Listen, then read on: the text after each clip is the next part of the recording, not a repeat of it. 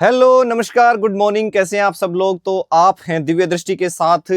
तो अपन ने क्या किया है कि अभी जितने भी पीवाईक्यूज हैं, यानी एक बेसिक सा ट्रेंड था कि सर हर कोई बोल रहा है कि पीवाईक्यू पढ़ो पीवाईक्यू पढ़ो। यानी अगर पीवाईक्यू पढ़ो तो पढ़ने फिर कहाँ से हैं, क्या सारे पेपर लेके आए, क्या उन पेपर को सब जगह से कलेक्ट करें, अब दुकान वाले के पास जाएं कि सारे पेपर दे दो, या उन भारी भरकम बुक्स का पैसा लगाएं।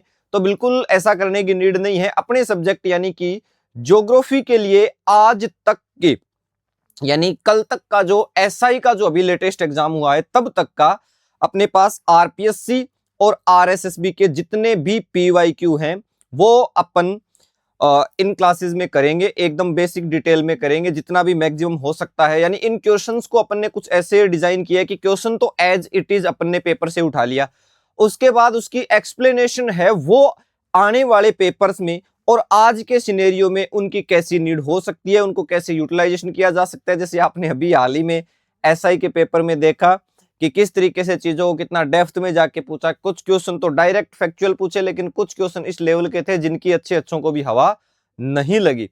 तो उसी चीज को ध्यान में रखते हुए अपन इन चीजों पे काम करेंगे।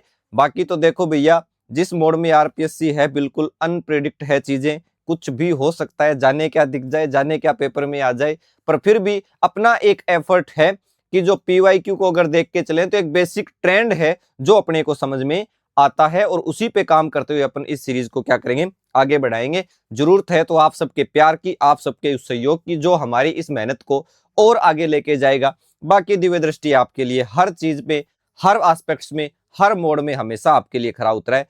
चलिए देखते हैं इसमें कि सर एक्चुअल में अपन क्या क्या चीजें डिस्कस करने वाले हैं। कि जितने भी अपने आरपीएससी आरएसएसबी के जो पीवाईक्यू है एकदम ऑथेंटिक वेरीफाइड क्वेश्चन है। आप चाहें, अगर विश्वास ना हो तो आप मेरे कोई भी क्वेश्चन है वो पेपर से उठा सकते हैं। अपन ने बेसिक इसमें कुछ नहीं किया, जितने भी पेपर है वो डाउनलोड करवाए, एक बंदे को बिठाया और उससे पूरे के पूरे ज्योग्राफी वाले जो क्वेश्चंस हैं वो टॉपिक वाइज बाहर निकलवा के सेग्रीगेट करवा लिए और खुद ने अपन ने उसमें एक्सप्लेनेशन ऐड कर दी। यानी कहने का मतलब है कि अपन ने इस पीपीटी को, इस पीडीएफ को ऐसे डिजाइन किया है कि जब ये टेलीग्राम पे आपके पास आएगी, जब ये टेलीग्राम पे आपके पास आएगी तो उसके अंदर आपको बेसिकली क्या क्या चीजें देखने को मिलेगी कि इस पीडीएफ को पढ़ने से आपके बहुत सारे जो कंसेप्ट है वो क्लियर होंगे। एक बार आपको कैसे रीड आउट करना है, आपको ये क्लासेस अटेंड करनी है और ये क्लासेस अटेंड करने के जस्ट बाद आपको क्या करना है, इस पीडीएफ को टेलीग्राम से डाउनलोड करके रीड आउट कर लेना है। सारे के सारे ज्योग्राफी के जो टॉपिक वाइज पीवाईक्यू है वो आपको इसमें मिल जाएंगे। ठीक है, ठीक है। यानी पर्सन एक जानकारी अनेक, एक क्वेश्चन में बहुत सारी चीजों को अपन ने क्या किया है, इसके अंदर ऐड किया है।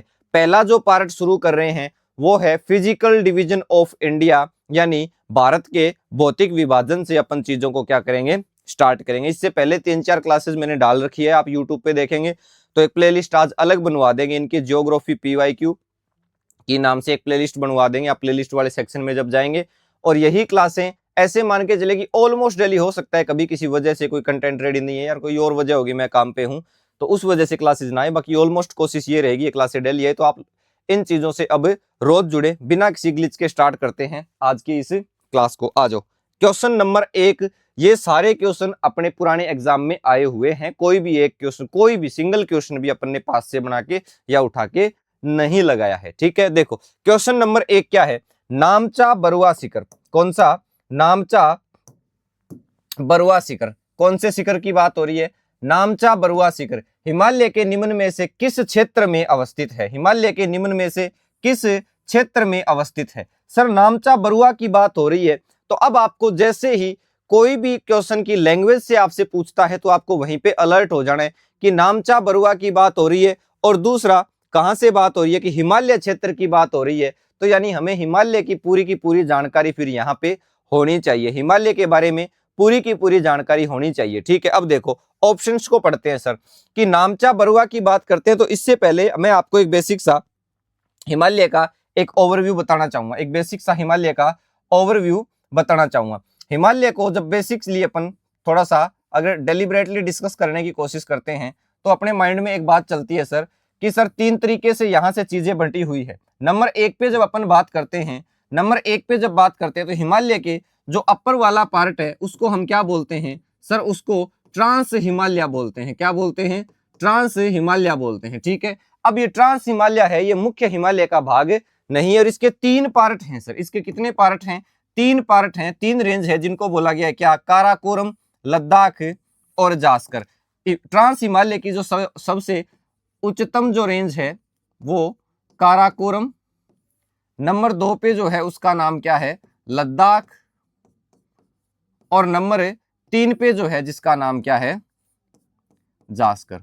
ठीक है, यहां तक ट्रांस हिमालय।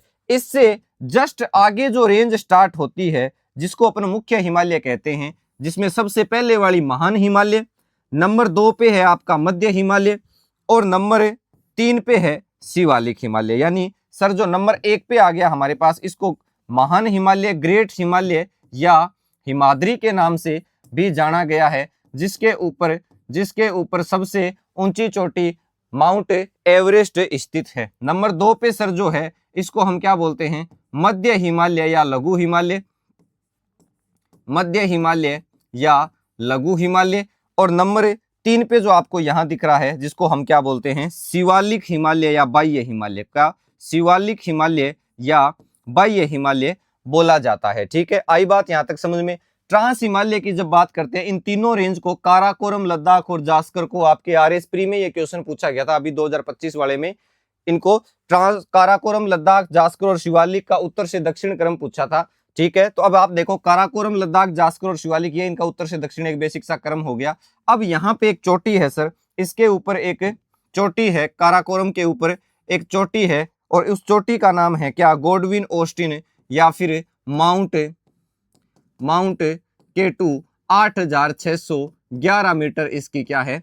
हाइट है। क्या है? 8611 मीटर की हाइट है, जो भारत में स्थित क्या है? सर्वाधिक ऊंची चोटी है। ऐसे ही महान हिमालय के ऊपर जो सर्वाधिक ऊंची चोटी है जिसका नाम आपका क्या है? आप सबको पता है, माउंट एवरेस्ट। क्या नाम है? Mount Everest. कितनी है? 8849 मीटर है।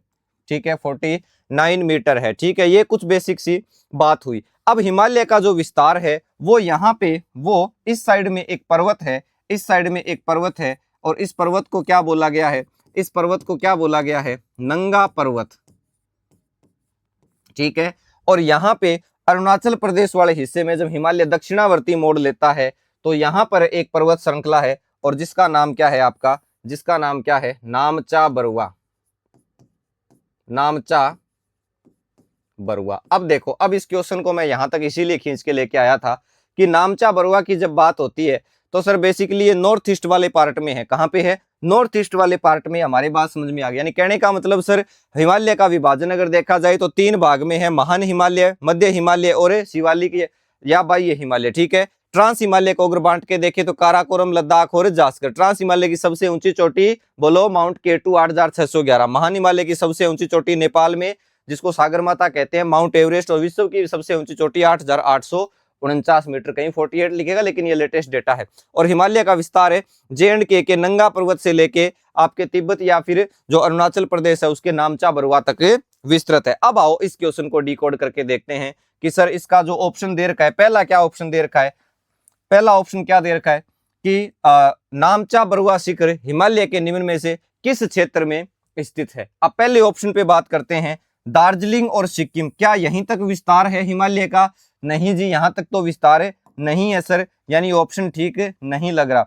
दूसरे पे बात करते हैं, अरुणाचल हिमालय। सर देखने में कुछ कुछ ठीक लग रहा है लेकिन क्या पता इससे भी सूटेबल ऑप्शन हो, एक बार लॉबी में रखते हैं। हिमाचल और उत्तराखंड, क्या यहीं तक विस्तार था? नहीं सर, ये भी नहीं है, बाहर हो जाएगा। कश्मीर हिमालय, सर यहां से तो हिमालय की शुरुआत होती है, यहाँ पे तो हमारी कौन सी रेंज है? अगर ये नंगा पर्वत की बात कर रहा होता, अगर ये नंगा पर्वत की बात कर रहा होता तो इस ऑप्शन को मैं एकदम क्या मानता? ठीक मानता। तो सुटेबल ऑप्शन आपका एकदम कौन सा बैठ जाता है? फिर सुटेबल सर कौन सा बैठता है? ऑप्शन बी करेक्ट हो जाता है सर, ऑप्शन बी करेक्ट हो जाता है। अरुणाचल हिमालय है वो नामचा बरुआ शिखर हिमालय के क्षेत्र में अवस्थित है। इतना डिटेल में एक एक क्वेश्चन को बेटा देखना पड़ेगा, तभी चीजें हैं वो प्रॉपरली क्या आएगी? समझ में आएगी। चलें अगले क्वेश्चन पे देखें, ये चीजें ध्यान में रखना। नेक्स्ट क्वेश्चन, अब देखो इसमें और डिटेल मैंने डाल दी कि नामचा जो बरुआ है आपका, नामचा बरुआ है वो 7782 मीटर और दक्षिणी पूर्वी तिब्बत में स्थित हिमालय की सबसे पूर्वी चोटी है और विश्व की 28वां सबसे ऊंची पर्वत चोटी है। ये कौन सी? 28वीं सबसे ऊंची पर्वत चोटी है, ठीक है। और इसे हिमालय का पूर्वी स्तंभ माना गया है, हिमालय का पूर्वी स्तंभ माना गया है, ठीक है। Eastern pillar of the Himalaya किसको बोला गया है? आपके नामचा बरुआ को बोला गया है। और अरुणाचल के पास यहाँ पे जो ब्रह्मपुत्रा नदी अपने यहाँ पे प्रवेश करती है, वहां से यू टर्न के मोड़ पर ये क्या है? गहरी घाटी बनकर भारत में क्या प्रवेश करती है? कहां से? अपने इसी नामचा बरुआ वाले भाग से, ठीक है। तो हाइट कितनी होगी? 7,782 मीटर इसकी हाइट हो गई। और इसको pillar of the eastern pillar of the Himalaya यानी हिमालय का पूर्वी स्तंभ भी बोला जाता है। अगले क्वेश्चन पे बढ़ते हैं। फूलों की घाटी भारत के किस क्षेत्र में स्थित है? ठीक है, वैली ऑफ फ्लावर, फूलों की घाटी भारत के किस क्षेत्र में स्थित है? एक बार जल्दी से इसका आंसर करो, ठीक है। अब देखो, फूलों की घाटी की जब बात करते हैं तब अपने को फिर से हिमालयी क्षेत्र को पढ़ना पड़ता है कि हिमालयी क्षेत्र में सर हम बहुत सारी चीजें पढ़ते हैं। जैसे जब नदियां हिमालयी क्षेत्र से नीचे आती है तो जब पत्थरों के बीच से विलुप्त प्राय जब नदियां बहती है, जिसको हम क्या कहते हैं? भाबर प्रदेश कहते हैं। और जैसे ही नदियां उन पहाड़ों से निकल के बाहर हमें दिखने लगती है तो उसको हम तराई प्रदेश कहते हैं। नदियों के द्वारा लेटेस्ट जो डिपॉजिट हैं, जो एल्यूवियल हैं, उनको हम क्या कहते हैं? खादर कहते हैं। और जो सूख गए पुराने जो डिपॉजिट हो गए उनको हम क्या कहते हैं? बांगर कहते हैं।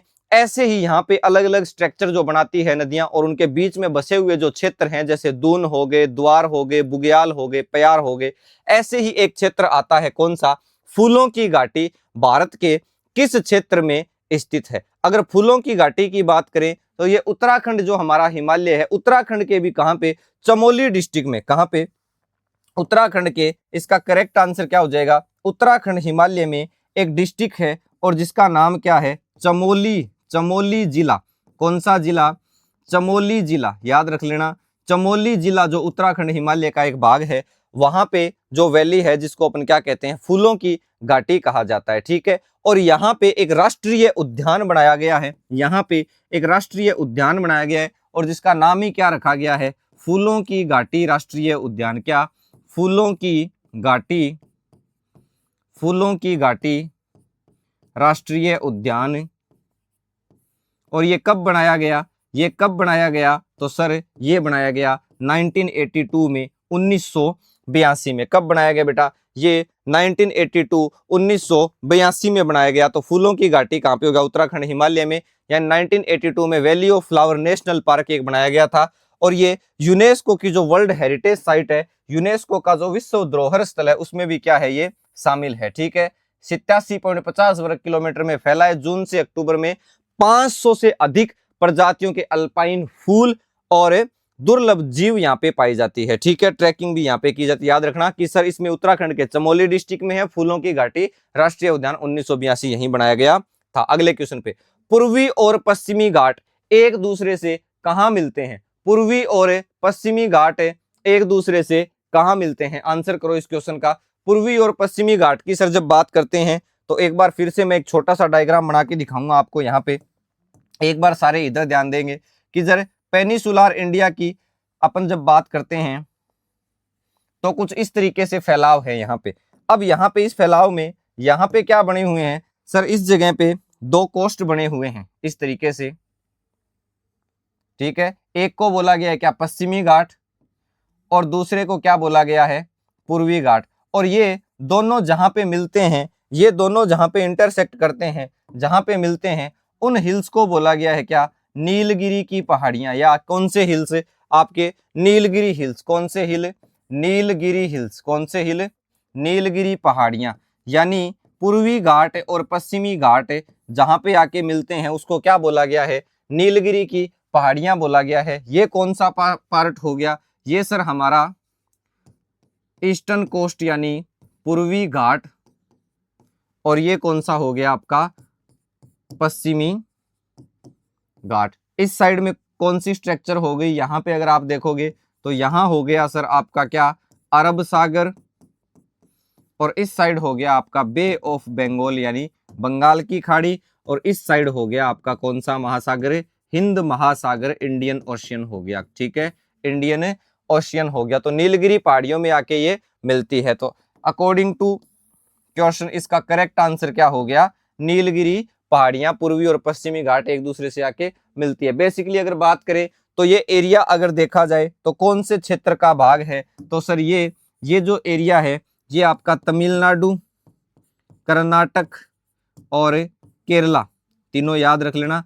तमिलनाडु, कर्नाटक और केरला का एक बेसिक सा क्या है, ये सचर जोन है जहां पे हमें ये हिल्स है वो देखने को मिलते हैं। ठीक है, इसके बारे में कुछ और डिटेल की बात करते हैं। ठीक है, सबसे हाईएस्ट पीक की इसकी यहाँ पे बात करें सर, यहाँ पे सबसे हाईएस्ट पीक की अगर बात करें तो एक चोटी का नाम निकल के आता है जिसका नाम क्या है, डोडा बेटा, 2637 मीटर, या कई बार डेटा आपसे घुमा के पूछे तो 8652 फीट, 2637 मीटर डोडा बेटा, जो नीलगिरी की और तमिलनाडु की भी क्या है सबसे ऊंची चोटी है। तो आपसे पूछ ले कि तमिलनाडु की सबसे हाईएस्ट पीक का नाम क्या है, तब आप क्या बताओगे, डोडा बेटा। ठीक है, और नीलगिरी में पूछ ले तो भी। अब इसका नाम क्या है, क्योंकि यहाँ के जो जंगल है वहां पे हर जो 12 साल में खिलने वाले दुर्लभ नील कुरिंजी फूल मिलते हैं, यहाँ पे नील कुरिंजी फूल मिलते हैं, और उन्हीं फूलों के नाम पे इसका नाम क्या रख दिया, नीलगिरी रख दिया। और यहाँ पे एक फेमस हिल स्टेशन आप सबने नाम सुना होगा,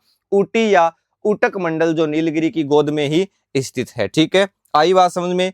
चले अगले क्वेश्चन की तरफ, चलें अगले क्वेश्चन की तरफ। और भी चीजें यहाँ पे दे रखी है, जैसे नीलगिरी में ये क्वेश्चन बहुत बार पूछा गया है कि यहाँ कौन सी जनजाति का निवास है, तो टोडा जनजाति, टोडा जनजाति भी यहीं पे रहती है, और अपनी बायोडाइवर्सिटी के लिए ये क्षेत्र बहुत फेमस है। ठीक है, और यहाँ पे एक दर्रा जो पाल घाट, ठीक है, पाल घाट जो दर्रा है जो नीलगिरी और अन्नामलाई पर्वत के बीच में बना हुआ है। अगर आप यहाँ पे इस डायग्राम में देखोगे, अगर आप वापिस इसमें आओगे यहाँ पे, तो यहाँ पे एक जो दर्रा, एक गैप बना हुआ है यहाँ पे, जिसका नाम क्या रखा गया है, पाल घाट। क्या रखा गया है, पाल घाट। ठीक है, तो पाल घाट जो गैप है वो भी यहीं पे बना हुआ है, जो बेसिकली तमिलनाडु और केरल के बीच एक इंपॉर्टेंट जोन के रूप में काम किया था। और ये जो क्षेत्र है वो चाय और कॉफी की खेती के लिए फेमस है। आपने देखा कर्नाटका में जो बारिश होती है उसको चेरी ब्लॉसम बोला गया है, जब कॉफी की पैदावार के लिए वो बहुत ही क्या है, उपयोगी है। ठीक है, कौन सी बारिश है, यहाँ पे ऐड कर लो, कौन सी बारिश है, चेरी ब्लॉसम, जो बेसिकली यहाँ पे मिलने वाली कॉफी के लिए बहुत ही क्या है, इंपॉर्टेंट है। ठीक है, अगला क्वेश्चन, भारत के निम्न में से किस क्षेत्र में आर्द्र पर्णपाती वन, कौन से वन आर्द्र पर्णपाती वन पाए जाते हैं, बताओ।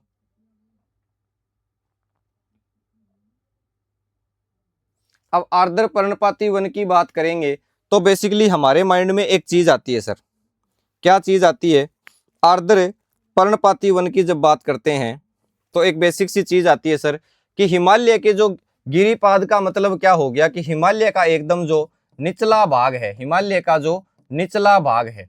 ठीक है, दूसरा उत्तर पूर्वी राज्य, नॉर्थ ईस्ट के राज्यों की बात हो रही है तो वहां तो सर वर्षा बहुत ज्यादा, सर्वाधिक बारिश होती है, तो वो भी नहीं सही बैठेगा। ठीक है, यानी ये ऑप्शन भी नहीं है, ये भी नहीं है। पश्चिमी घाट के पूर्वी ढलान, पश्चिमी घाट के पूर्वी ढलान, एक बार लैंग्वेज को समझने की कोशिश करें, एक बार लैंग्वेज को समझने की कोशिश करें कि पश्चिमी घाट के पूर्वी ढलान की बात करेंगे तो ये हो गया कौन सा घाट है, पश्चिमी घाट, और इसका पूर्वी ढलान कौन सा हो गया, इधर वाला, यानी ये वाला ढलान, क्या यहाँ पाए जाएंगे, तो ये भी सही नहीं है, क्योंकि सर आर्द्र पर्णपाती वनों की स्थिति कुछ अलग प्रकार की है। आर्द्र और पर्णपाती यानी जहाँ पे ह्यूमिड डेसिडुअस, कौन से, ह्यूमिड डेसिडुअस फॉरेस्ट अपने को मिलना चाहिए। ठीक है, तो अकॉर्डिंग टू अगर देखा जाए तो सही आंसर कौन सा हो जाएगा कि सर प्रायद्वीपीय पठार का जो हिस्सा है वो इस क्वेश्चन का क्या है, सही आंसर हो जाएगा कि आर्द्र पर्णपाती वन है जो नहीं पाए जाते। उसका रीजन क्या हो जाएगा कि प्रायद्वीपीय जो पठार है वहां पे क्या रहेगी, आपके सबसे ज्यादा बारिश रहेगी। आपको क्वेश्चन पढ़ते टाइम बहुत ज्यादा ध्यान लगाना है कि बेसिकली सर हमसे पूछा क्या कि आर्द्र पर्णपाती वन है जो नहीं पाए जाते, तो यहाँ तो नदियां बहुत ज्यादा है, यहाँ पे बारिश बहुत ज्यादा है, ये आपका क्या है, एकदम ओशियन के पास का एरिया, तो प्रायद्वीपीय पठार जो बचता है वो क्या है, इसमें एक सुटेबल आंसर की तरह काम करता है। ठीक है, चलें नेक्स्ट क्वेश्चन पे, नेक्स्ट क्वेश्चन पे चलते हैं। क्या है, निम्न में से कौन सी पर्वत श्रृंखला हिमालय पर्वत श्रृंखला से संबंधित है। ठीक है, हिमालय पर्वत श्रृंखला से संबंधित है, तो आपको अगर याद होगा तो मैं फिर से एक बार बता दूं कि क्वेश्चन की स्टार्टिंग में मैंने आपको क्या बताया था कि सर हमने 3 संरचनाएं ऐसे बनाई थी जो ट्रांस हिमालय की थी, कौन कौन सी थी, काराकोरम, लद्दाख और जास्कर। उसके बाद ग्रेट हिमालय, मिडिल हिमालय और आउटर यानी महान हिमालय। उसके बाद मिडिल हिमालय और फिर बाह्य हिमालय या शिवालिक हिमालय, ये इतने ही पार्ट क्या हैं हिमालय में अपन काउंट करते हैं। अब इनमें बात करते हैं कि श्रृंखला से संबंधित है। अब मैं बात करूं पहले नंबर 1 पे सतपुड़ा की। जब मैं सतपुड़ा की बात करता हूं तो फिर से मैं वो मैप आपको ड्रॉ करके दिखाता हूं कि सर सतपुड़ा जो है वो यहाँ पे हमारे दो नदियां निकलती है, एक का नाम है क्या नर्मदा और दूसरे का नाम क्या है ताप्ती। इस नर्मदा और ताप्ती नदियों के पास में दो पर्वत श्रृंखलाएं हैं। नर्मदा के उत्तर में अगर देखोगे तो यहाँ पे जो पर्वत श्रृंखला है जिसका नाम क्या है, जिसका नाम क्या है विंध्यन, जिसका नाम क्या है विंध्यन, और एक नीचे जो पर्वत श्रृंखला है उसका नाम क्या है ताप्ती। अगर आप एग्जैक्टली मैप में देखोगे तो यहाँ पे आपको देखने को इस तरीके से मिलेगी। यानी कहने का मतलब क्या हुआ कि सर अगर डायग्राम में सही से इन चीजों को समझा जाए, अगर सही से समझा जाए तो एक बार फिर से देखो कि सर जो नदियां हैं सबसे पहले आप नदी देखो कि सर ये कौन सी है, नर्मदा हो गई और ताप्ती हो गई। ऊपर जो पर्वत श्रृंखला एक विंध्यन हो गई और एक कौन सी हो गई आपकी सतपुड़ा हो गई। कौन सी हो गई, विंध्यन हो गई और दूसरी कौन सी हो गई सतपुड़ा हो गई। ठीक है, अब ये दोनों विंध्यन और सतपुड़ा। उसके बाद अजंता आपके महाराष्ट्र में होगी, तो विंध्यन हुई, अजंता हुई और सतपुड़ा हुई। ये तीनों ही आपके अरावली का भाग है, सॉरी इसका हिमालय पर्वत श्रृंखला का भाग नहीं है। तो भाग कौन सा है सर, शिवालिक है। तो इसका सही आंसर क्या हो जाएगा, शिवालिक वाला पार्ट है, इसका सही आंसर हो जाएगा। ठीक है, शिवालिक वाला इसका सही आंसर हो जाएगा। ठीक है, देखो एक बार यहां देखो, इसमें देखो, यहाँ पे देखो ये पूरा का पूरा एरिया आपको दिख रहा है। यहाँ पे ये नदी कौन सी हो गई आपकी, ये जो नदी हो गई वो कौन सी होगी नर्मदा, इसके जस्ट नीचे ताप्ती, इससे ऊपर ये विंध्याचल और ये कौन सा हो गया आपका सतपुड़ा वाला एरिया हो गया। ठीक है, यानी अगर अपन बेसिकली अगर इस चीज की बात की जाए कि सर यहाँ पे शिवालिक का मतलब देखा जाए तो शिवालिक का अर्थ क्या है, शिवालिक से तात्पर्य क्या है कि सर शिव की जटाएं। इसे जम्मू में जम्मू हिल्स, इनको जम्मू में क्या बोला गया है, जम्मू हिल्स बोला गया है। उत्तराखंड में डांग या दुधवा कहा गया है।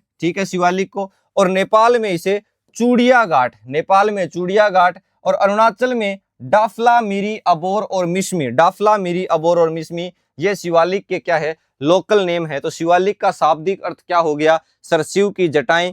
जम्मू में इसको क्या जम्मू हिल्स, उत्तराखंड में डांग या दुधवा, नेपाल में चूड़िया घाट, अरुणाचल प्रदेश में डाफला मिरी अबोर और मिश्मी। अगर शिवालिक के एक्सपेंशन की बात की जाए तो पंजाब, हरियाणा, हिमाचल, उत्तराखंड से लेके नेपाल और भूटान तक है।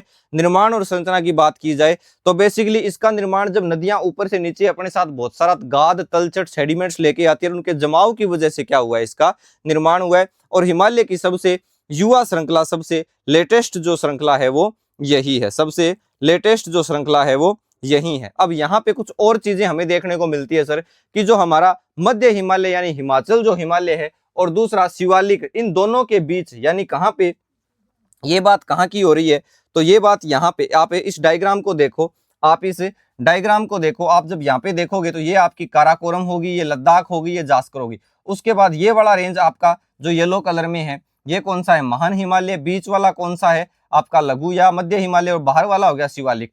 अब इन दोनों के जो ये बीच का जो क्षेत्र है, इन दोनों के जो ये बीच का क्षेत्र है, इसको बेसिकली अपन क्या कहते हैं, दून और द्वार घाटियां कहते हैं। जैसे इन्हीं के नाम पे बसाए गए नगर आपके कौन कौन से हो गए, देहरादून, कोटली दून, और पूर्व में द्वार जैसे हरिद्वार। ठीक है, पश्चिम में तो इनको दून और पूर्व में इनको क्या कहा गया, द्वार कहा गया। यहाँ पे बहुत सारे जंगल पाए जाते हैं, जिनमें से एक कार्बेट जो नेशनल पार्क है उसका कुछ हिस्सा पटली दून भी यहाँ स्थित है। और हिमाचल प्रदेश के साकेती में शिवालिक जीवाश्म जो उद्यान है उसमें लाखों पुराने जीवों के अवशेष आज भी संरक्षित है। ये कुछ बेसिक सी आपकी क्या है इंफॉर्मेशन है। इंपॉर्टेंट आप इसमें ध्यान क्या रखने वाली बात है कि सर इसके नाम का अर्थ क्या है। जम्मू में इसके अलग अलग नाम है, नेपाल में इसके अलग नाम है, अरुणाचल में इसके अलग नाम है, भौगोलिक विस्तार और सबसे लेटेस्ट और युवा श्रृंखला के नाम से इसी को जाना गया है। यहां तक की बात आई समझ में। एक बार फिर से इस हिमालय को देख लो, ये ट्रांस के 3 पार्ट हो गए आपके, काराकोरम, लद्दाख और जास्कर। और ये इधर ग्रेट हिमालय, जिसको हिमाद्री, लेजर हिमालय या हिमाचल हिमालय, शिवालिक आपकी रेंज हो गई। और यहाँ पे ये आपके तीनों गारो, खासी और जयंतिया वाली पहाड़ियां होगी जो अपन आगे देखेंगे, वो माउंट एवरेस्ट हो गई। ठीक है, आई बात यहाँ तक की समझ में। यहाँ तक की बात में कोई समस्या है क्या किसी को, ये बताओ एक बार। यहाँ तक की बात में किसी को समस्या? चलो नेक्स्ट क्वेश्चन पे आ जाओ, नेक्स्ट क्वेश्चन पे आओ। पश्चिमी घाट की ऊंचाई उत्तरोत्तर बढ़ती जाती है, पश्चिमी घाट की ऊंचाई उत्तरोत्तर बढ़ती जाती है। कौन सी डायरेक्शन में जाएंगे तब पश्चिमी घाट की ऊंचाई है वो उत्तरोत्तर बढ़ती जाएगी, बताओ, आंसर करो। अब पश्चिमी घाट को एक बार देखो, ये मैप आपके बहुत काम का है, इसको अपने जहन में अच्छे से बिठा लो, ठीक है। अब पश्चिमी घाट देखो, पश्चिमी घाट सर इधर की बात करेंगे, ठीक है। तो ये कौन सा हो गया ईस्टर्न, और ये कौन सा हो गया वेस्टर्न, और दोनों नीलगिरी में मिले। अब इसके ऊंचाई पे बात चल रही है, इसकी ऊंचाई पे बात चल रही है। अब आप इसका जब बेसिक से ढाल देखोगे तो यहां आपको क्या देखने को मिलता है, यहां आपको मालवा प्लेटू दिखने को मिलता है, ठीक है। मालवा का पठार देखने को मिलता है। कौन सा प्लेटू मिलता है, मालवा प्लेटू देखने को मिलता है, मालवा का पठार देखने को मिलता है, जिसका ढाल जो बेसिकली ऊपर उठा हुआ है, इस वजह से नदियां सारी नर्मदा और ताप्ती इस डायरेक्शन में जाती है, ठीक है। और यहां से एक दो नदियां और महानदी होगी वो इस साइड निकलती है, ठीक है। इसी ढाल से गोदावरी, कृष्णा और कावेरी इस साइड जाती है, लेकिन इसके जस्ट अपोजिट साइड में है जो मांडवी और जुआरी गोवा वाली है, वो इसके अपोजिट साइड यानी कहां पे आपकी अरब सागर में जाके गिरती है। अब जब इसके ढाल पे बात आती है तो उत्तरोत्तर बढ़ती जाती है, यानी ढाल की ऊंचाई है वो उत्तरोत्तर क्या होती जाती है, बढ़ती जाती है। तो पूर्व से पश्चिम, अब ये दिशा देखो, अगर अपने मैप में देखते हैं तो ये उत्तर, ये दक्षिण, ये पूर्व और ये पश्चिम। पूर्व से पश्चिम, क्या पूर्व से पश्चिम इस साइड से ये ढाल उठा हुआ है, अगर इस साइड से होता तो नदियां सर यहां से निकल के इधर आती, ना कि इस साइड से उधर जाती, गलत हो गया, ठीक है। दूसरा दक्षिण से पूर्व, दक्षिण से पूर्व देखो क्या यहां से ये उठा हुआ है, अगर यहां से भाई ये भाग ऊपर उठा हुआ तो नदियां ऊपर की तरफ जाएगी, जो कि गलत है।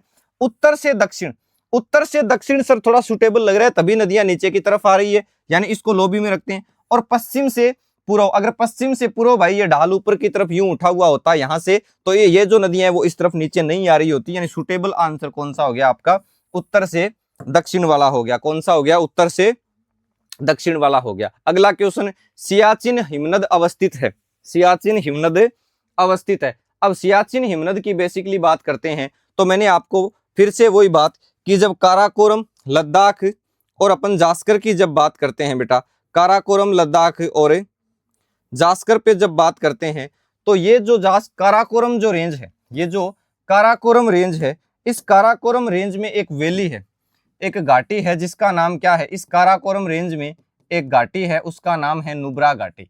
इस नुब्रा घाटी में ही कौन सा ग्लेशियर है, हमारा सियाचिन ग्लेशियर है। कौन सा ग्लेशियर है, सियाचिन हिमनद है। ये विश्व का जो सियाचिन ग्लेशियर है, ये विश्व का सबसे ऊंचा युद्ध क्षेत्र है, विश्व का सबसे ऊंचा युद्ध क्षेत्र है, यानी सबसे हाईएस्ट बैटल फील्ड है। और अगर बात करें तो सर 1984 में 1984 में एक ऑपरेशन चलाया था अपन ने पाकिस्तान के खिलाफ, ऑपरेशन मेघदूत, ठीक है। और पाकिस्तान को पटकनी दी थी ऑपरेशन मेघदूत के तहत। ये सियाचिन ग्लेशियर पे हमने क्या किया था, अपने अंडर में लिया था, अपना ही था तो अंडर में क्या लेना था, लेकिन उन नालायकों की नजर थी तो अपन ने क्या किया, इसको अपने अंडर में ले लिया। तो काराकोरम श्रेणी की नुब्रा घाटी में क्या है, सियाचिन हिमनद है जो विश्व का सबसे ऊंचा युद्ध क्षेत्र है। और 1984 में ऑपरेशन मेघदूत चला के इसे अपन ने क्या लिया था, अपने अंडर में लिया था, ठीक है। अब बात करते हैं सही ऑप्शन पे, तो सर क्या हो जाएगा, नुब्रा घाटी में। कहां पे हो जाएगा, नुब्रा घाटी में, ठीक है, नुब्रा घाटी में, यानी पूर्वी जो काराकोरम पर्वतमाला है पाकिस्तान के नियंत्रण में जो है, वहां पे NJ 9842 के पास ये कोई चौकी बनी हुई है, वहां पे है ये, ठीक है। लगभग 76 किलोमीटर लंबा और 700 वर्ग किलोमीटर से अधिक क्षेत्रफल में फैला हुआ है। नुब्रा नदी यहाँ का जो है बेसिकली यहाँ पे जो एज ए सोर्स काम करती है और श्योक नदी में मिलकर सिंधु नदी का प्रणाली का ये हिस्सा बनाती है। 1984 में भारतीय सेना का कड़ा नियंत्रण है जो पाकिस्तान के प्रयासों से क्या रखता है, सुरक्षित रखता है, ठीक है। अब इस क्षेत्र को सियाचिन वाले जो क्षेत्र है, इस बेसिकली सियाचिन बोला क्यों गया सर, तो इसे तीसरा ध्रुव यानी third polar of the world, यानी third polar of the world भी बोला जाता है। यहाँ पे हिम तेंदुए, भूरे भालू जैसे वन्य जीवों का आवास है। देखो बेसिकली अगर बात करें तो बाल्टी भाषा में सिया का अर्थ गुलाब और चैन का अर्थ बहुतायत से, यानी गुलाबों की भूमि, ये फैक्ट याद रखना, ठीक है। लैंड ऑफ दी रोज यानी गुलाबों की भूमि बेसिकली किसको कहा जाता है, सियाचिन को ही बोला जाता है। किसकी भूमि, गुलाबों की भूमि आपके सियाचिन को ही बोला जाता है। चलिए आज के लास्ट क्वेश्चन पे बात करते हैं, लेकिन उससे पहले समझने की कोशिश करते हैं कि ये इंडिया का जब आप ऊपर वाला मैप देखोगे बच्चे, तो यहाँ पे देखो एक बार, यहाँ पे देखो ये पूरा का पूरा एरिया किस नाम से जाना जाता है? ये पूरा का पूरा एरिया अक्साई चीन, किस नाम से? अक्साई चीन, जिसपे चाइना के साथ हमारा क्या है? डिस्प्यूट है। और यहाँ जो लाइन बनी हुई है, यहाँ जो लाइन बनी हुई है, उस लाइन का नाम क्या है? LAC। LAC यानी LAC से मतलब क्या हुआ सर? LAC से मतलब क्या हुआ आपका? तो उसका मतलब है लाइन ऑफ एक्चुअल कंट्रोल। ठीक है, अगर आप जस्ट इस साइड में आओगे तो ये जो पूरा एरिया देख रहे हो आप यहाँ पे, ये जो पूरा एरिया देख रहे हो, इसको बोलते हैं POK, पाक ऑक्यूपाइड कश्मीर, यानी पाक अधिकृत कश्मीर। और यहाँ जो एरिया है इसको बोल जाता है LOC, यानी लाइन ऑफ कंट्रोल बोला जाता है। इन दोनों के बीच में यहाँ पे जो आप जगह देख रहे हो, इसको बोला गया है क्या? इस जगह को बोला गया है क्या आपकी? इस जगह को बोला गया है क्या? नुब्रा वैली या नुब्रा घाटी। यानी यहाँ कोई अगर बैठेगा तो वो चाइना पे, वो पाकिस्तान पे, और वो पूरे इंडिया पे क्या रखेगा? नजर रखेगा। एक बेसिक सा आप ओवरव्यू देख सकते हो। ठीक है, नेक्स्ट क्वेश्चन, आज का लास्ट क्वेश्चन। हिमालय में पीर पंजाल श्रेणी का एक भाग है। हिमालय में पीर पंजाल श्रेणी का एक भाग है। पीर पंजाल श्रेणी का भाग कौन है? जल्दी बताओ। पीर पंजाल श्रेणी का एक भाग है। ठीक है, अब आपको फिर से वो डायग्राम में बना के दिखाता हूं एक बार, या फिर इसी में अपन देखते हैं। आओ इसी डायग्राम में फिर से देखते हैं। इसको वापस मैं नीचे लेके आता हूं। ये डायग्राम बहुत काम की चीज है। Geography all about mapping. जितना अच्छा आप मैप प्रैक्टिस करोगे उतना ही ज्यादा आप चीजों के बारे में सीखते जाओगे। आओ यहाँ पे, अब सर जब बात करता हूं मैं कौन से हिमालय की, सर एक बार क्वेश्चन को फिर से रीड आउट किया जाए। पीर पंजाल श्रेणी एक भाग है। पीर पंजाल श्रेणी एक भाग है। ठीक है, अब देखो, अब पीर पंजाल श्रेणी की जब बात करते हैं सर, तो हमारे माइंड में क्या जाता है? हमारे माइंड में क्या जाता है कि सर ये जो लघु हिमालय है, ये जो लघु हिमालय है, इसके ऊपर अलग अलग श्रेणियां बनी हुई है। एक बार नाम लिख लो, यहाँ पे लिख लो लघु हिमालय। लघु हिमालय, इस लघु हिमालय पे जो श्रेणियां बनी हुई है उनके नाम 5 इंपॉर्टेंट श्रेणियां। पीर पंजाल नंबर 1 लिखो, पीर पंजाल। नंबर 2 लिखो धौलाधर, पीर पंजाल, धौलाधर। महाभारत, महाभारत, नागटीबा और मंसूरी। ये 5 श्रेणियां हैं जो आपकी कौन से पे? हिमालय पे है, लघु हिमालय पे है। कौन से हिमालय पे है बेटा? लघु हिमालय पे है। ये वृहद हिमालय यानी ग्रेट हिमालय के दक्षिण में पूर्व से लेकर पश्चिम तक क्या है? स्थित है। कितनी श्रेणियां? यानी इस वाले पार्ट पे हो गई सर कितनी श्रेणियां? 5 श्रेणियां। कौन कौन सी? पीर पंजाल, धौलाधर, महाभारत, नागटीबा और मसूरी। नागटीबा और मसूरी, ये 5 श्रेणियां आपकी कहां पे है? लघु हिमालय की 5 श्रेणियां हैं। तो इस क्वेश्चन का सही आंसर पीर पंजाल श्रेणी किसका एक भाग हो गई? तो आपके लघु हिमालय का हो गई। शिवालिक तो एकदम नीचे वाली संरचना हो गई। पार हिमालय हम किसको कहते हैं? हिमालय के पार यानी ट्रांस वाले पार्ट को। मध्य हिमालय यानी मिडल वाले भाग का नाम है। अपने देखते हैं। तो यहां तक की बात आई होप आपको समझ में आई होगी। ठीक है, आप इस सेशन को जितना मैक्सिमम हो सकता है शेयर कीजिए। एक सूचना आपके बीच और है जो मैं आपको बताना चाहूंगा, और वो सूचना क्या है कि सर 8 तारीख से यानी कल से, 8 तारीख से यानी कल से एक सूचना आप ध्यान रखें। 8 अप्रैल से जो अपना दिव्य दृष्टि क्लासेस का जो ऑफलाइन सेंटर है, दिव्य दृष्टि क्लासेस का ऑफलाइन सेंटर है, वहां पे आपके अपकमिंग जो CET, राजस्थान पुलिस पटवार, CET राजस्थान पुलिस पटवार, वीडियो और एनी अदर जितने भी आपके एग्जाम हो सकते हैं, इन सभी एग्जाम के लिए एक ऑफलाइन बैच चलाया जा रहा है। एक ऑफलाइन बैच चलाया जा रहा है। इस बैच की विशेषता क्या रहेगी सर? जो धुरंधर हैं जीके के सुभाष जी चारण सर और Ashu sir GK trick with Ashu sir, ये सारे टीचर आपको यहाँ पे क्या करेंगे? इस बैच में इन्हीं की मेंटरशिप, इन्हीं की गाइडेंस, इन्हीं के साथ आप इस बैच में पढ़ने वाले हैं। अपकमिंग राजस्थान के जो भी अब एग्जाम हैं उनमें सुभाष सर यहाँ पे आ रहे हैं, आशु सर पढ़ा रहे हैं, मैं भी हूँ, और बहुत सारी हमारी जानी मानी जो एक्सपर्ट फैकल्टी है, बीएल सर है, पीसी सर है, मोहन सर है, प्रमोद ओलानिया सर है, ये सारे एक बैच लेके आ रहे हैं। जो अपने दिव्य दृष्टि क्लासेज के जो निदेशक अपने जो लोकेश जी सर हैं उनके मार्गदर्शन में, तो 8 तारीख को कल एक महा सेमिनार हो रहा है जिसमें आप इन सब गुरुजनों से मिल सकते हैं। मैं आप सबसे पर्सनल रिक्वेस्ट करूंगा कि आप एक बार आइए, आप एक बार क्लासरूम विजिट कीजिए, आप हमारे सेंटर को विजिट कीजिए और आप एक बार आके देख के जाइए। आपको एक्चुअल पता चलेगा कि चीजों को किस तरीके से एक नए ट्रेंड में अपन लेके आ रहे हैं एक्सपर्टिज्म के साथ। ठीक है, मिलते हैं नए सेशन में, तब तक के लिए थैंक यू, बाय बाय।